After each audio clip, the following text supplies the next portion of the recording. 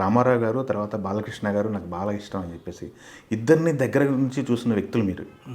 బాలయ్య బాబు గారు, రామారావు గారు కంపారిజన్స్ లేకపోతే తేడాలు ఏదైనా ఇద్దరిని కంపేర్ చేసి చెప్పాలంటే మీరేం చెప్తారు? అంటే మహానుభావుడు బాలయ్య బాబు, మహానుభావుడు ఎన్టీ రామారావు అంటే కారణ జన్ముడు ఆయన, మహా అందగాడు.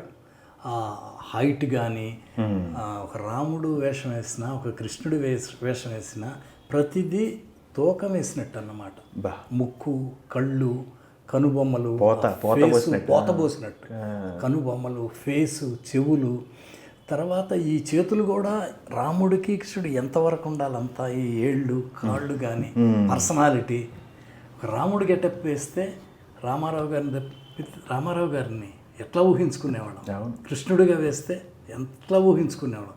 ఒక రాముడు కృష్ణుడు వేసిన మహానుభావుడు ఒక దుర్యోధనుడు, ఒక రావణాసురుడు వేసి మెప్పించడం అంటే సామాన్యమైన విషయం కాదు. అది రామారావు గారికి చెల్లింది. నెగిటివ్ క్యారెక్టర్లు కూడా హీరోయిజం ఆపాదించారు. శ్రీకృష్ణ పాండవ్యంలో ఆ ఇంట్రడక్షన్ తీసేయడంటే ఒక డైరెక్టర్గా రామారావు గారు అద్భుతం కదా. చాలా గట్స్ కావాలి. రాముడు అంటే సౌమ్యంగా మెల్లగా అలా మాట్లాడాలి. అదే మళ్ళీ రావణాసురుడు, దుర్యోధనుడు ఎంత ఫెరోషియస్, భీముడేస్తే అన్నీ మెప్పించిన మహానుభావుడు ఎన్టీ రామారావు గారు. వాళ్ళ అబ్బాయి బాలయ్య బాబు కూడా అలాగే కృష్ణుడు వేసిన, రాముడు వేసిన, ఒక లారీ డ్రైవర్ వేసిన, ఒక రౌడీ ఇన్స్పెక్టర్ వేసిన, ఏదేసినా పండిష్టం అనేది వాళ్ళకే చెల్లింది. అద్భుతం. రామారావు గారు ఎంత గొప్ప, ఆయన పేరు బ్రహ్మాండంగా నిలబెట్టిన వ్యక్తి బాలయ్య బాబు. లెగసీ కంటిన్యూ అవుతుంది.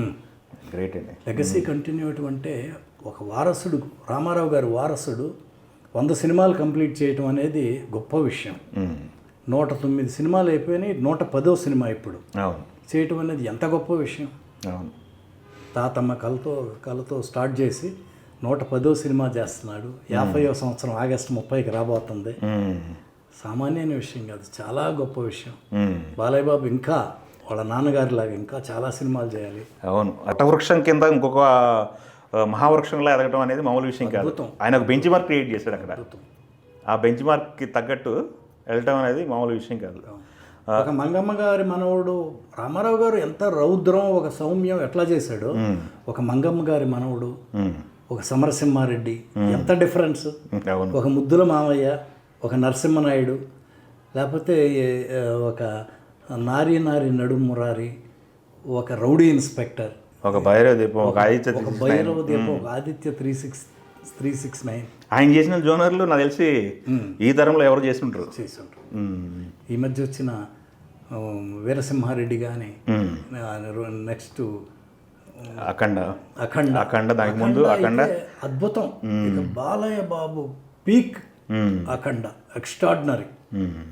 అంటే అసలు ఎంత న్యాచురల్గా ఉన్నా అంటే విగ్గు లేదు, ఏం లేదు. అసలు అఘోరాలు వాళ్ళు కూడా వచ్చి సినిమాలు థియేటర్కి వచ్చి సినిమాలు చూసారంటే అదొక చరిత్ర. నాకు తెలిసి ఇప్పటి వరకు జరగల.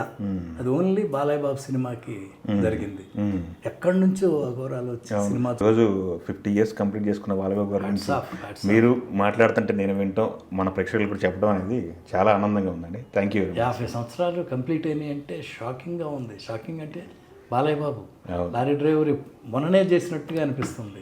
అట్లా ఆయన తాతమ్మ కాలం నుంచి 50 సంవత్సరాలు అంటే గ్రేట్. రామారావు గారి అబ్బాయి ఆయన లెగసీని, ఆయన ఎక్స్ట్రాడినరీ ఈ నటనా జీవితంలో ఆయన వారసుడిగా వచ్చి బ్రహ్మాండంగా అన్స్టాపబుల్ అనేది అసలు ఎంత గొప్ప సక్సెస్. అది కూడా అన్స్టాపబుల్లో పిలిస్తే ప్రతి హీరోతో, పవన్ కళ్యాణ్ కానీ, మోహన్ బాబు గారు కానీ, మహేష్, ప్రభాస్, అందరితో వాళ్ళతో కలిసిపోయి ఎంత జోవియల్గా, అదంతా ఆయన బాడీ లాంగ్వేజ్, మిగతా వాళ్ళతో చేసే బిహేవియరు, ఈయన అడిగే క్వశ్చన్స్, వాళ్ళ సమాధానం, నవ్వులు, అవన్నీ కూడా జనాలకు ఇష్టమైపోయి చిన్నపిల్లలు కూడా అన్స్టాపబుల్ నుంచి జై బాలయ్య జై బాలయ్య జై బాలయ్య. నాకు చెప్తా ఉంటే నేనే అసలు అమ్మాయి పబ్కి వెళ్తే పబ్ ఫినిషింగ్ క్లోజింగ్ అంటే బాలయ్య బాబు పాట కంపల్సరిగా ఉండాల్సిందే, లేకపోతే పబ్ క్లోజ్ చేయడానికి ఒప్పుకోరంట. ఎక్కడికి వెళ్ళినా జై బాలయ్య అంతమంది. గ్రేట్. ఇంకా బ్రహ్మాండంగా ఉండాలి బాలయ్య బాబు. ఇంకా గొప్ప గొప్ప సక్సెస్లు చూడాలని, ముందు ఈ 110వ సినిమా బ్రహ్మాండమైన హిట్ అవ్వాలని మనస్ఫూర్తి